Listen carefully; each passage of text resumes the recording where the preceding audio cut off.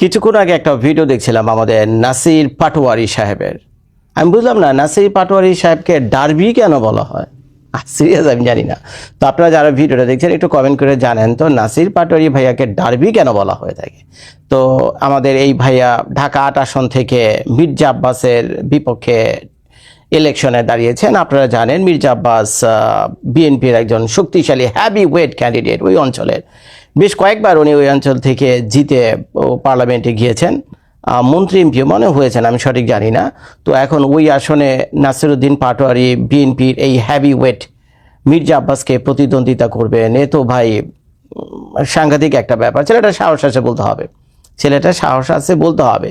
সে ওই ঢাকা ৮ আসনে ক্যান্ডিডেট হওয়ার আগে নিশ্চয়ই উনি জানতো যে তার প্রতিপক্ষকে। তো ওনার উচিত ছিল আমাদের হাসনাত আবদুল্লাহ ভাইয়ের মতো কোনো একটা আসনে দাঁড়ানো যার প্রতিপক্ষ অত্যন্ত দুর্বল এবং নির্বাচনে জেতার চান্স 100 মোটামুটি বলা যেতে পারে। তো নাসিরউদ্দিন পাটোয়ারি চাইলে সেই ধরনের কিছু একটা করতে পারতো। আমি জানি না সেই না উনি এই মির্জা আব্বাসের মানে ওই পাল্লায় গিয়ে কেন পড়লো। তো যাই হোক, এখন সে কি করছে, 12 তারিখে নির্বাচন, সে বিভিন্ন স্কুল কলেজে মাঠে ময়দানে, তো স্বাভাবিকভাবে তাকে তো ভোট চাইতে হইব। বাংলাদেশের একটা ট্রেডিশন হলো যখন ভোট চাওয়ার সময় হয় তখন তারা ভিক্ষুক হয়ে যায়, যখন ভোটের সময় আসে তখন তারা ভিক্ষুক হয়ে যায়। ভিক্ষুকের মতো দাঁড়ে দাঁড়িয়ে গিয়ে ভিক্ষা চেবে, ভাই আমাকে একটা ভোট দেন, বাবারে আমার একটা ভোট দেন, আমি এই করে ফেলামো সেই করে ফেলামো, আমি পরহেজগারী মানুষ, আমি তাহাজ্জুদের নামাজ পড়ি, দেখেন আমার মুখে বড় বড় দাড়ি, আমি জীবনে মিথ্যা কথা শুনি, আমার 14 গোষ্ঠী উলিয়াউলার লোক, বুঝছেন, এই ধরনের কথাবার্তা বলি। কিন্তু যখনই ইলেকশনটা চলে যায় তখনই চেহারা বদলে যায়, চোখ উল্টে যায়। তখন আমরা দেখি যাদেরকে আমরা পাশ করে ক্ষমতায় নিয়ে আসি তারা এক একটা দরবেশ না, তারা এক একটা দানব, তখন তো তাদের ধারে কাছে যাওয়া যায় না। আর লুটপাট তো সমানে চলতেই থাকে। এখন যারা লুটপাট করে তারা তো সরকারের লাইসেন্স নেয়, টেন্ডার নিয়ে লুটপাট করে। আর যখন তারা পার্লামেন্টে যায় তখন সরকারের লাইসেন্স নিয়ে খোল্লাম লুটপাট শুরু করে এবং দেশ তো গায়া। তো এইগুলি দেখে আসছে আমরা বছরের পর বছর ধরে, এর কোনো পরিবর্তনের নামগন্ধ নাই। গত বছর জুলাই বিপ্লবের মাধ্যমে আমরা 24-এ যখন জুলাই বিপ্লব হলো তখন আশা করছিলাম এর থেকে বাংলাদেশ মনে বের হয়ে আসবে, শত শত পোলাপান মারা গেল, কিন্তু আমাদেরকে শেষ পর্যন্ত একটা ঠ্যাঙ্গা দেখা দেওয়া হয়েছে। তো যাই হোক, এর ভিতরে আমাদের পাটোয়ারি ভাইয়া ইলেকশনে দাঁড়িয়েছে। সে আমাদেরকে অনেক স্বপ্ন দেখাইতেছে যে ভাই এই 15-16 মাসে তো ভাই আমরা পারিনি, কিচ্ছু করতে পারিনি, একটা চান্স দাও ভাই, পার্লামেন্ট একটা বার যায়, একেবারে খায়ালাম মেরাবালাম ধেরাবালাম, একেবারে উল্টায় ভালাম বাংলাদেশে। তো এইগুলো নিয়ে যখন তারা ওই নির্বাচনী ইলেকশন ক্যাম্পেইনে বিভিন্ন জায়গায় গিয়েছেন, তো সেখানে তারা নানান রকম প্রতিবন্ধকতার মুখে পড়েছে। এখন বাংলাদেশে নতুন আরেকটা ট্রেডিশন চালু হয়েছে, সেটা হলো ডিম মারো সমানে। ভাই একটা ডিমের দামও তো কম না। বাংলাদেশে ডিমের দাম কত? আমেরিকাতে এক একটা ডিমের দাম হলো প্রায় বাংলাদেশি টাকার হিসেবে প্রায় 20 টাকা, আমি যতদূর জানি। আমেরিকাতে এক একটা ডিমের দাম বাংলাদেশি টাকায় 20 টাকা। এখন আমেরিকাতে আমেরিকান মুরগির ডিম, তাও আবার। তো বাংলাদেশে এক একটা ডিমের দাম কত? যারা ভিডিওটা দেখছেন পারলে একটু কমেন্ট করে জানেন। তো এই যে পরিমাণ ডিম নিয়ে এই যারা নাকি প্রতিবাদকারী, আপনারা যে এখন নাসিরউদ্দিন ভাইয়ের উপরে ডিম মারছেন, একটু পরে আমি ভিডিওতে দেখাবো আপনাদেরকে। তো আপনারা যে ডিমগুলো মারছেন, এক একটা ডিমের দামও তো আছে রে ভাই। এক একটা ডিমের দাম কত যদিও আমি যাই না, তবে ভালোই হবে। আমেরিকার চাইতে আমেরিকার মতো 20 টাকা তো এক একটা ডিম হবে না, ওটা তো আমেরিকান মুরগির ডিম। বাংলাদেশের মুরগির ডিম একটু কমই হবে না, বড় জোর ইন্ডিয়ান মুরগির ডিম হবে, তো হয়তো 5-10 টাকা হলেও হতে পারে। একটু কমেন্ট করে জানেন এক্স্যাক্টলি বাংলাদেশে মুরগির ডিম কত। তো তারা কি করছে, সমানে মুরগির ডিম হাঁসির ডিম ইচ্ছা মতো মারা শুরু করছেন নাসিরউদ্দিন পাটোয়ারিকে। তাও ভালো যে ইটা পাথর মারেনি, ইটা পাথর মারলে তো মাথা মুথা ফাইটা যেত, চোখ টোক অন্ধ হয়ে যেতে পারতো, কিন্তু ডিম মারলে তার ওগুলোর চান্স খুব কম। তো আমি ভিডিওটা আপনাদেরকে দেখাই। এই সে আমাদের নাসিরউদ্দিন ভাইয়া, আপনারা দেখবেন নাসিরউদ্দিন ভাইয়াকে বাঁচানোর জন্য এই যে আরেকজন ভাইয়া, আরে ভাই তুই একটা ভালো পথ পাইবি, বুঝছেন। নাসিরউদ্দিন ভাইয়া যদি পার্লামেন্টে যায়, এই যে ভাইয়ারা দেখাইতেছে যেভাবে তার জান জীবন যৌবন দিয়া নাসির পাটোয়ারি ভাইয়াকে রক্ষা করছে, ভাই তুই একটা ভালো পোস্ট পাইবি, সেক্রেটারি পোস্ট তো পাইবি তুই, কোনো সন্দেহ করিস, মানে কোনো সন্দেহ নাই। দেখেন আপনি আপনাদেরকে দেখি, এই যে দেখেন ডিমটা দেখছেন, ডিমটা এত মানে কি বলবো সুপারসনিক গতিতে ডিমটা এসে পড়ছে, দেখতে পারলাম না আমি ডিমটা। এই যে দেখছেন নাকি আপনাদের? আরে ভাই এটা তো পজ করা সম্ভব না। দেখি এই যে ডিমটা একটু দেখে জানেন, এই দেখি এই মানে সুপারসনিক গতিতে ডিমটা পড়ছে। আমি কি করব ভাই, একটু পজ দিয়ে দেখে, এই আরে ভাই দেখানো সম্ভব। চেহারাটা দেখছেন নাকি? আরে হালার পোতারে তো ডিমই মারছে, বোম মারেনি। চেহারা দেখছেন নাকি? চেহারা দেখে মনে হয় ওর উপরে বোম মারছে। আর নাসিরের অবস্থা, নাসির ভাই এই সাহস নিয়ে কেমনে পার্লামেন্টে যাবেন বলেন? দেশ চালাবেন কেমনে? কেমনে ভারতের চোখে চোখ রেখে কথা বলবেন? একটা ডিম দেখে আপনার চোখ মুখের যে অবস্থা হয়েছে ভাই, মনে হয় যেন আপনার উপরে বোম মারছে। কি দেখেন চেহারাটা, দেখেন ভাই নাসির ভাইয়ের চেহারাটা দেখেন, আর যে ভদ্রলোক নাসির ভাইকে বাঁচাই দিয়েছে তার চেহারাটা দেখেন। একটা ডিমের ভয়ে এই অবস্থা। এরা ভারতের চোখে চোখ রেখে কথা বলবে। আগে আগে এটা প্র্যাকটিস করেন, বুঝছেন? ডিমকে ভয় পেলে চলবে না, ডিমকে ভয় পেলে চলবে না, ডিমকে জয় করে আপনাদেরকে এগিয়ে যেতে হবে। তাহলে না ভারতের চোখে চোখে রেখে আপনারা কথা বলবেন মিয়া। ভারত তো যখন মারবে আপনাদেরকে ডিম মারবেন না, ভারত তো বোম মারবে। তখন কি করবেন? এখন এমন হয়ে গেছেন ডিমের ভয়ে। How, what is this? তো যাই হোক এই অবস্থা। তো ভিডিওর মাধ্যমে অনুরোধ করবো ভাই এইসব বন্ধ করেন আপনারা, এগুলো ভালো না, বুঝছেন? ডিম মারামারি ভালো না। যে যারা ডিম মারছেন এরা কাজ করতেন, ডিমগুলো দিকে নষ্ট না করে, এটা বাংলাদেশের জাতীয় সম্পদ। শুনছি ডিমও তো বলে ভারত থেকে আনতে হয়, বাংলাদেশে টাকায় আনেন না ডলার দিয়ে আনেন।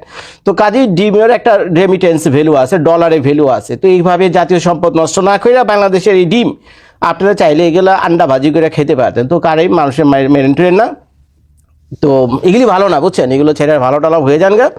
এইলো ভাই অবস্থা। আর নাসিরুদ্দিন ভাইয়াকে বলবো, বুঝছেন? নাসিরুদ্দিন ভাইয়াকে বলবো, ভোটে হয়তো আপনি পাস করবেন ফেল করবেন তা আমি যাই না, দোয়া করি আপনারা যারা যারা যে নিয়তে খারাইছেন পাস করেন, আল্লাহ আপনাদের নিয়ত কবুল করুন। কিন্তু একটা জিনিস মনে রেখেন, বাংলাদেশের মানুষের সাথে বেইমানি করেন। আমরা খুব অসহায় হয়ে গেছি, আমরা খুব অসহায় হয়ে গেছি। এই যে আপনারা 2-4 জন যারা ওই পথ ওইখান থেকে ইলেকশনে দাঁড়াইছেন, এখানে মানুষের মনে হৃদয় স্থান করার মতো এমন কোনো জনপ্রিয় লোক কিন্তু ঢাকা 8 আসনে ওখানে নাই যে মানুষ গিয়ে ভোট দিবে। এখন মানুষের একটা ভোট দেওয়া দরকার, দিচ্ছে, কিন্তু মন থেকে, আবেগ থেকে, ভালোবাসা থেকে যে ভোটটা আসবে সেটার ওখানে নাই। কারণ তার পছন্দের প্রার্থী তো সেখানে নাই। যে মানুষ সত্যি সত্যি তাদের ভাগ্য উন্নয়নের জন্য কাজ করবে, ফেরেস্তার রূপ ধরে তাদের সামনে এসে দাঁড়াবে, এমন তো কেউ নাই আশেপাশে। এখন যারা খারাইছে কিছু চোর বাটপার, একজন শুনলাম হলো ব্যাংকের ঋণ খেলাপি, আর একজন হলো জাতীয় গাদ্দার। ওই যে আমি তো বলি না, পাবলিক বলে, বুঝছেন? তো এরা সবাই খারাইছে। এদের ভিতর থেকে একজনকে আপনার বেছে নিতে হবে, কিছু তো করার নাই। আসসালামু আলাইকুম। নাসিরুদ্দিন পাটোয়ারি বেশ আলোচনায় উঠে এসছে, মানে বল না যে আপনি যদি ছোট হন কিন্তু একটা বড় মানুষ নিয়ে যদি কথা বলেন তখন একটুখানি দামে ওঠা যায়, পাটে ওঠা যায়। নাসিরুদ্দিন পাটোয়ারিকে দেওয়া হয়েছে মির্জা আব্বাসের আসনে। এখানে ওসমান হাদি এর আগে ইলেকশন করতে চেয়েছিলেন ইনকিলাব মঞ্চের, তারা একই ঘরানার কিন্তু। তো ওসমান হাদির অপমৃত্যু, তাকে হত্যা করে ফেলার পর নাসিরুদ্দিন পাটোয়ারি এখানে জামাতে ইসলামী বলছে তাদের সেনা এখানে পাঠানো হয়েছে, সেনাপতি হিসেবে পাঠানো হয়েছে। মূলত মির্জা আব্বাস সম্পর্কে মানুষের ধারণা খুব উচ্চ মানের, এটা বলার কোনো জো নেই। মানে তিনি মাসল পলিটিক্স, পাওয়ার পলিটিক্স, তারপর টাকা পয়সার গরমি, এগুলো করেন বলে অনেকে ধারণা আছে। অনেকে বলেন যে মির্জা আব্বাস যতটা পলিটিশিয়ান ততটা তিনি ব্যবসায়ী, মানে কোর পলিটিশিয়ান, যারা একেবারে পলিটিক্সের থিঙ্ক ট্যাঙ্ক সেই পর্যায়ের না। কিন্তু শাহজাহানপুর খিলগাঁও এই এলাকাটায় মির্জা আব্বাসের ভিন্ন একটা ব্যাপার আছে। এগুলো আদি থাকে। ধরেন যে আপনি শামীম ওসমানদের যতই বলেন, ওই ওসমান পরিবার নারায়ণগঞ্জে ফেলে দিতে পারবেন না। জয়নাল হাজারি ছিলেন ফেনীতে, তাকে যতই বলেন শেষ পর্যন্ত তাকে কেউ ফেলে দিতে পারে নাই। কাদের সিদ্দিকী পরিবার কোনো দলই নেই, মানে বড় বাংলাদেশে কোনো দলে নেই, কিন্তু টাঙ্গাইল তাদেরকে ফেলে দেওয়া যাচ্ছে না, কেউ ফেলে দিতে পারে না, আঙুলের ফাঁক দিয়ে পড়ে যাবে সেই পরিবার না। এরকম মির্জা আব্বাস মানে মির্জা আব্বাসী, তাকে তার লোকজন ঢাকার চিতা ডাকে। এটা ইচ্ছা করি নাসিরুদ্দিন পাটোয়ারিকে ওখানে চয়েস দেয়া, যেন ওই আসনটায় কিছু আলাপ সালাপ হয়। তো নাসিরুদ্দিন পাটোয়ারির উপরে যখন ডিম মারা হয় বা জুতা মারা হয়, ময়লা পানি মারা হয়, এই যে ঘটনাটি হাবিবুল্লাহ বাহার কলেজে পৌঁছেছে, আপনারা ভিডিও সবগুলো দেখেছেন, অনেকেই তো সোশ্যাল মিডিয়া সবাই অ্যাক্টিভ, প্রচুর ছড়িয়েছে ভিডিও। কোথাও ভুয়া চিৎকার উঠছে, কোথাও বলছে, স্লোগান দিচ্ছে নাসিরুদ্দিন ডারবির নাম হাবিবুল্লাহ বাহারে কেন, এই টাইপের নানান স্লোগান টোগান হচ্ছে। এটার সঙ্গে স্বাভাবিক বিব্রতকর, এবং এটা নির্বাচনের কালচার না। কিন্তু বাংলাদেশের নির্বাচন চিন্তা করলে এগুলো বিষয়। নাসিরুদ্দিন পাটোয়ারি এর আগের দিন তিনি বলেছেন যে তারে যেন কেউ না খেপালে হাঙ্কি বাঙ্কি না করতে, হাঙ্কি বাঙ্কি করলে খবর আছে, তারে যেন না খেপায়, তিনি খেপলে কিন্তু বিশাল খবর।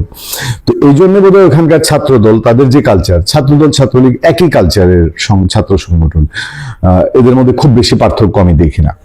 ফলে তারা তাদের সব শ্লোক কর্মকাণ্ড করেছে। এরপর এনসিপি স্বাভাবিকভাবে এই ঘটনায়, তো এনসিপি তার তো একটা শক্তির ব্যর্থতা পরিচয় পেয়েছে। বাংলাদেশের রাজনীতির মাঠে যে ধরনের শক্তি দেখাইতে হয়, এগুলো একটা ব্যর্থতার পরিচয় পাওয়া গেছে। তখন এনসিপি নাসিরউদ্দিন পাটোয়ারিকে নিয়ে তাদের যে এনসিপির আহ্বায়ক নাহিদ ইসলাম তিনি কি বলছেন যে মির্জা আব্বাসের নির্দেশে হাবিবুল্লাহ বাহার কলেজে নাসিরউদ্দিন পাটোয়ারির উপর হামলা হয়েছে বলে অভিযোগ তুলেছেন জাতীয় নাগরিক পার্টির আহ্বায়ক নাহিদ ইসলাম। এবং এনসিপি কিন্তু সঙ্গে সঙ্গে আনুষ্ঠানিক প্রেস কনফারেন্স করেছে, প্রেস কনফারেন্সে বক্তব্য দিয়েছে। এখন দেখেন, এই কথা যদি আমাকে কেউ জিজ্ঞেস করে যে তিনি তারেক রহমানকেও জড়িয়েছেন, বলছেন যে তারেক রহমানের আশীর্বাদে হোক যেভাবেই হোক তারেক রহমান মির্জা আব্বাস এগুলো করিয়েছে। আর তারেক রহমান মির্জা আব্বাস নাসিরউদ্দিন পাটোয়ারি মানে মশা মেরে হাত নষ্ট করা এটা করবে বলে আমার মনে হয় না।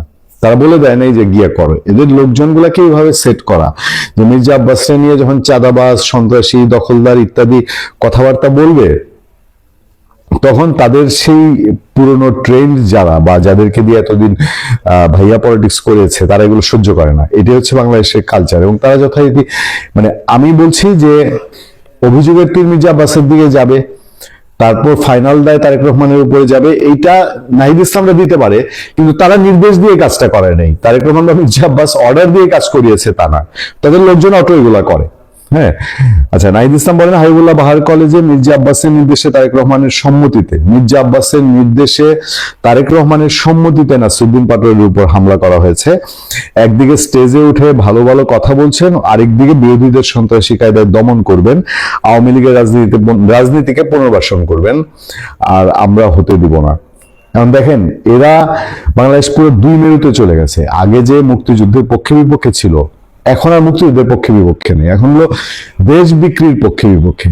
বিএনপি যেভাবেই হোক পুরনো দল তোরে ভাই, এটা আজকে 40-45 বছর ধরে বাংলাদেশে তারা রাজনীতি করছে, শাসনও করেছে অসংখ্যবার।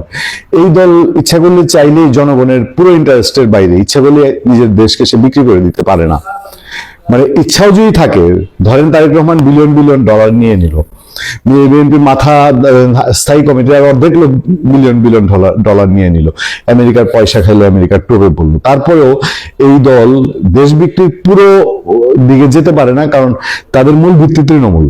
আমি আওয়ামী লীগ সরকারের সময় বহু আলোচনায় বলেছি যে একসময় আওয়ামী লীগকে যেরকম তৃণমূল বাঁচিয়েছে, এখনো বাঁচিয়ে রাখছে, বিএনপিকেও আওয়ামী লীগের প্রচন্ড স্টিম রোলারের মুখে তার তৃণমূল বাঁচিয়ে রেখেছে। ফলে এরা চাইলেই প্রচন্ড দেশ বিরোধী, দেশের স্বার্থ বিরোধী। ডক্টর ইউনূস এখন যে সব কর্মকাণ্ড করছে, এই যে বন্দর দিয়ে দিচ্ছে, আমেরিকাকে এই সুবিধা দিচ্ছে, সেই সুবিধা দিচ্ছে, আমেরিকান ইচ্ছা স্টাইলে বাংলাদেশকে আগামী 50 বছর চালানোর জন্য তারা হা না ভোটটাকে টেনে এনেছে এবং হাকে পাশ করানোর জন্য মরিয়া হয়ে গেছে। যেখানে হা পাশ করার সম্ভাবনা 10%ও নেই। বাংলাদেশের 90% মানুষ নার পক্ষে, বিএনপিও নার পক্ষে, বিএনপি কর্মী সমর্থকরা নার পক্ষে।